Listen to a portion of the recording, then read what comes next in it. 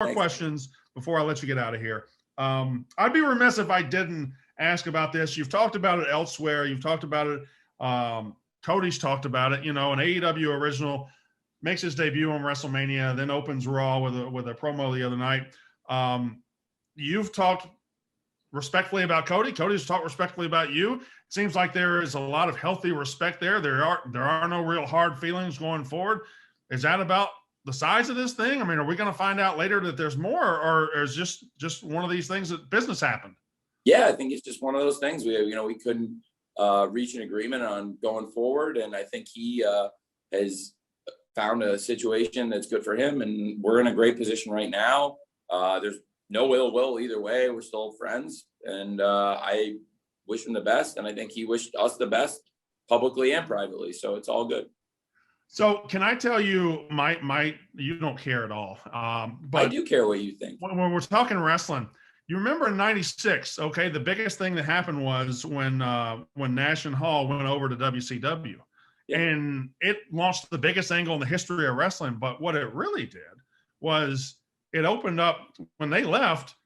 WWF then had to push guys named Steve Austin and Mick Foley and plug into those spots, and they became like the biggest. Like things like this could end up being so great for everybody involved, you know? And I think we get so lost in the competition of them against you or this against us against them, whatever, that like this could be awesome for everybody in professional wrestling. And I think you have that attitude. Is that fair to say?